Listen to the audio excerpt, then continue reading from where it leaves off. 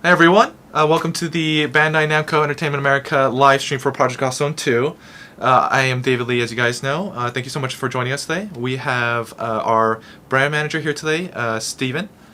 And we also have an awesome guest from Sega, Sam Mullen. Yeah, thanks for having me, David. No worries. Thank you so much for coming. No problem. As you guys know, we are live streaming Project Goth Zone 2 today on the 3DS. We're going to go over some story mode stuff. We're going to be playing some challenge mode stuff. But biggest thing of all, we're going to give out some great prizes. Prizes like the features guide, which you've seen before, and we'll actually be posting on the our social media feeds like Facebook and Twitter, where it shows really detailed images. If you want to hold this up, Sam. Yeah, Thank absolutely. you so much. Which shows detailed images of the changes made between Cross Zone 1 and Cross Zone 2, and also just really great artwork from the game. In the back here. Oh yes. We also have the game itself. We also have a wall scroll, which I hope you guys can see, exclusive wall scroll, and we also have a Yakuza T-shirt, which Sam is also wearing, which is very cool. So we'll be giving out 5 packs of these to everyone, and I also forgot to mention the Yakuza 5 code for the PS4, and also PS3. PS3. Apologies. And we'll also be giving out. I forget the correct term. The 3D Streets of Rage 2. Yes, which I got to see just minutes ago. Actually, it's really cool. Can't get the music out of my head. It's pretty fantastic, though. But with that, well, let's jump into story mode. And Steven over there will be playing the game. So let's just kind of jump into that and let's see. So we're actually jumping into the game. It's probably about halfway through, so around like chapter 20. There's about 40 chapters in the game. Not to give away too much story, because I mean, one of the really great things about Project Cross Zone and Project Cross Zone 2 is that...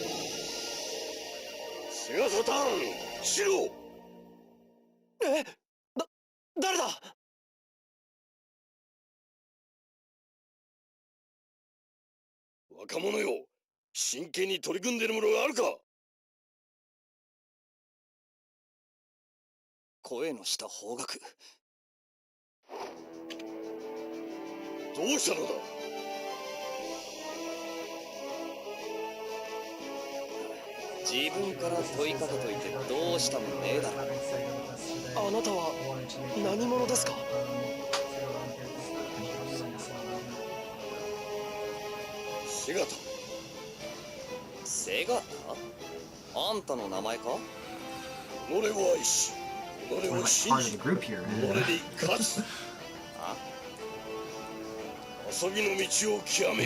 For people who aren't familiar with who Sega Sanshiro is a character that was created for Sega during the Saturn era, where it was like, that was basically their mascot. So what was the Sony mascot that they had for a moment? Sony mascot at the time, back at the PS1 era. No, it was like PS3 era.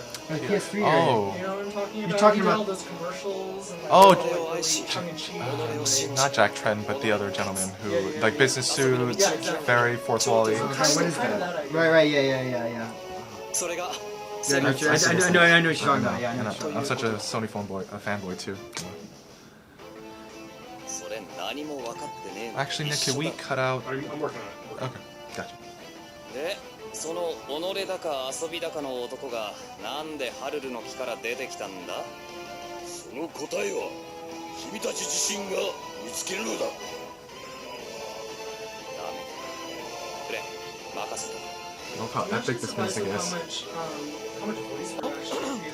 Yeah. They have all the character voices that are in there, all the theme music for each of the games. Oh, yeah. You know, like, Every time you switch to different character plays that theme music, it's such a great touch. このハルルの町は今外出禁止です。あなたがここで何をしていたのか Looks like Sega from Twitch is in our chat. Oh, is he? アリーが返答次第でちっとばかし面倒なことになるぜ。いいだろう、若者よ。たく、どうして俺はこうおかしなおっさんと縁があんだろうな。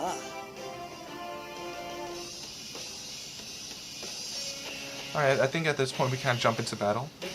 So we can skip that kind of cutscene, jump to battle. And from there, I guess, even if you want to talk about kind of the changes, because there have been a lot of great changes made from the first Project Goth Zone to the second Project Goth Zone. Yeah, so one of the big changes for this game, you can't really see it too well with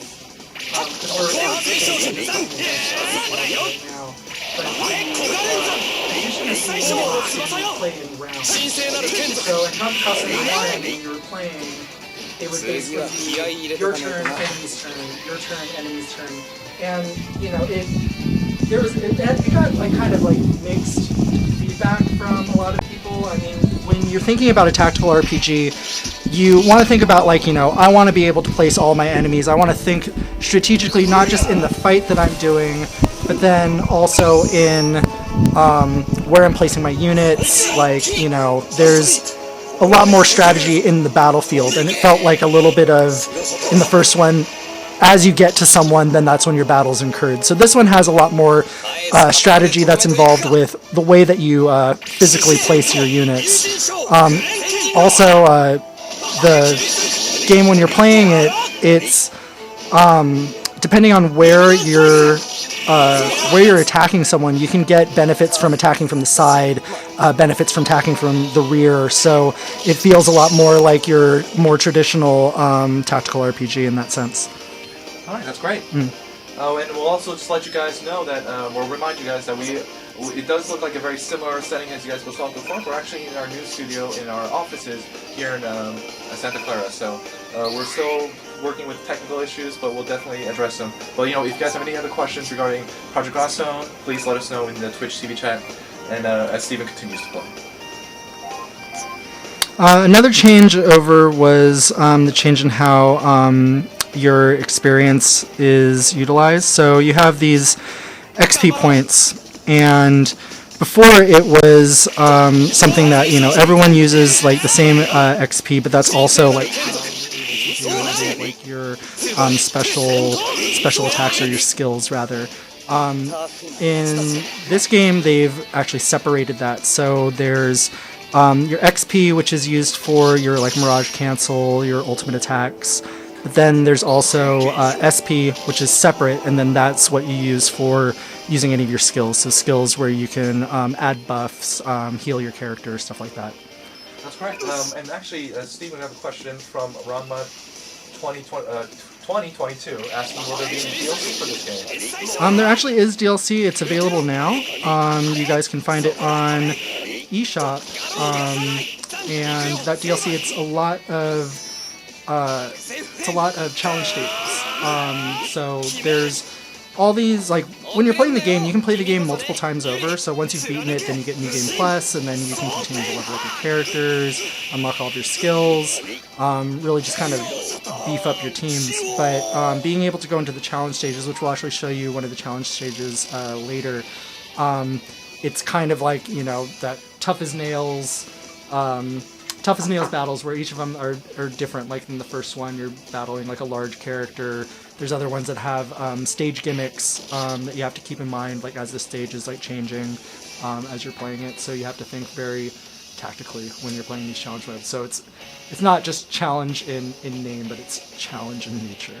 Oh yeah, for sure. It's definitely like kicks your teeth in, especially with the challenge modes. You kind of have to get into that New Game Plus mode and kind of level with it just more, kind of perfect, you know, what you put your points into to really survive.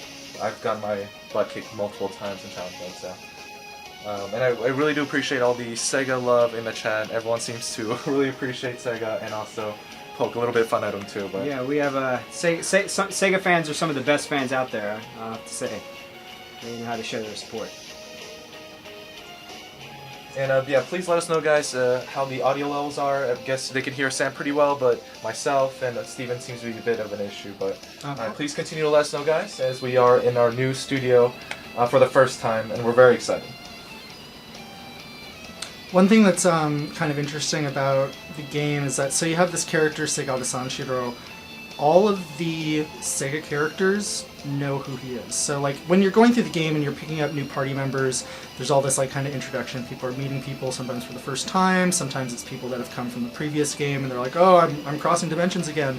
But whenever anyone meets Sega Sanshiro, they know who he is, because I mean he's. How do you not know who he is? Yeah, if you come from the Sega world, how do you not know who this person is? You know. So. And I kind of talk in that same vein.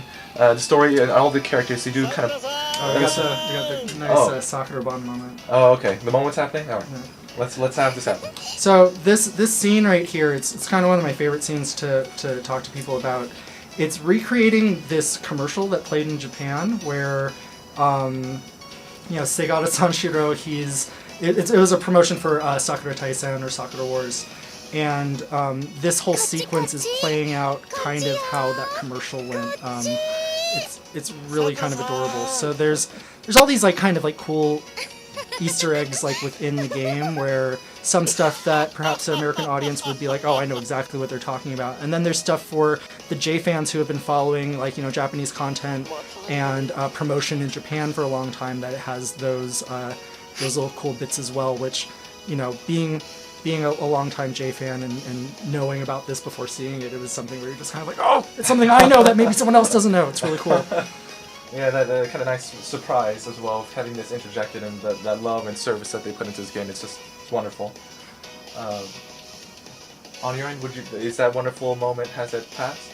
Yeah, I mean, if you wanted to show the... Sure, so at that point, you guys saw it in-game, so we can kind of show you on a video of how the commercial actually went. So it's kind of side-by-side comparison to see how much love and service went into this game. So we'll switch that right now.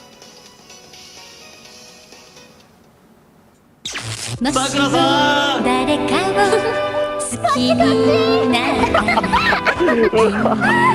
また会えたね。待望の第2弾ドラマチックアドベンチャー桜大戦2セガサターン。もし誰かを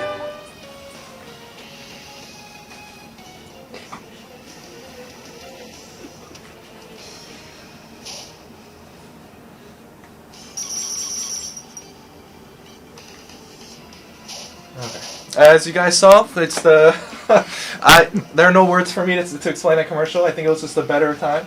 That's actually a new one for me. I don't think I would have caught that. I'm not sure. I think I've seen that one before, but I definitely think that would have flown over my head the first time I had seen it.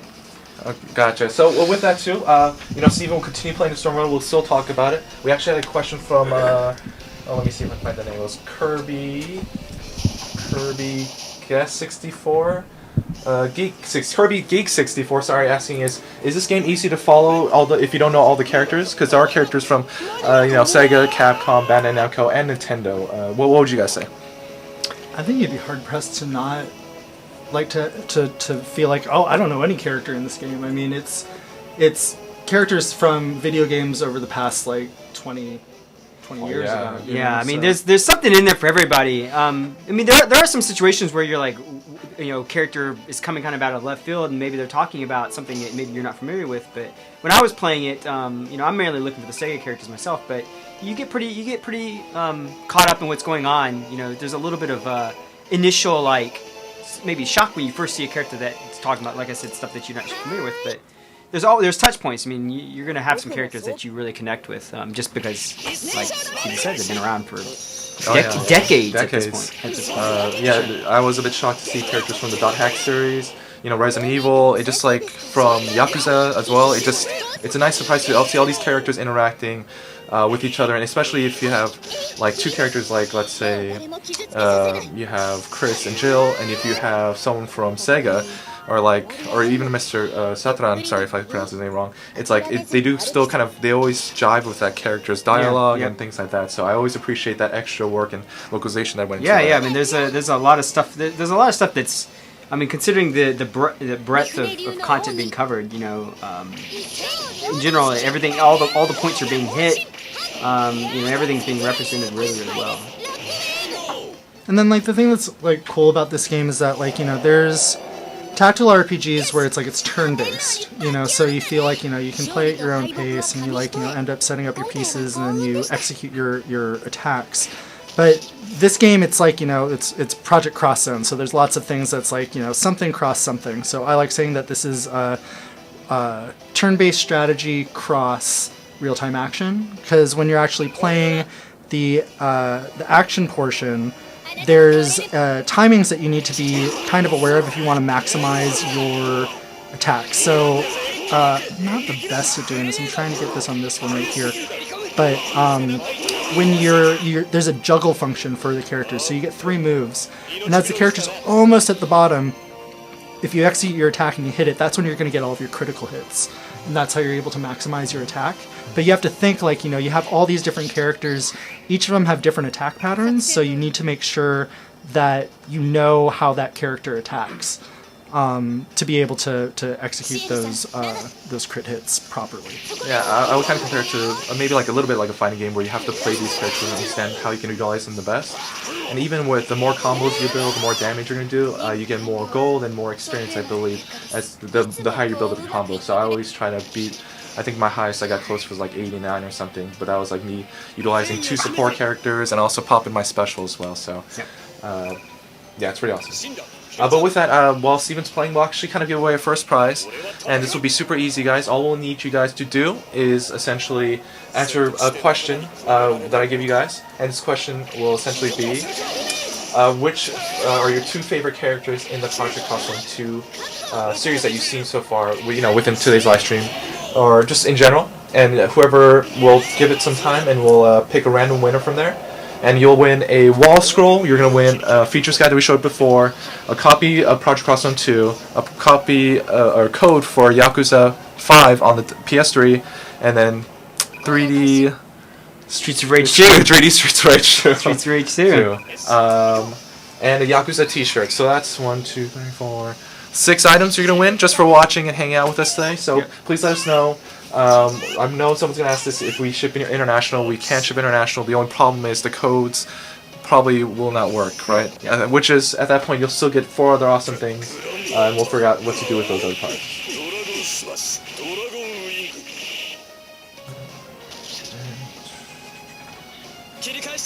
Speaking of Streets of Rage 2, or Streets of Rage 2, there he is right there, Axel. I completely forgot that there was a robot Axel in the Streets of Rage games too as well. But I like how they included his like canonical lore into the game as well as Axel. Yeah, I mean like that move he just did, the kind of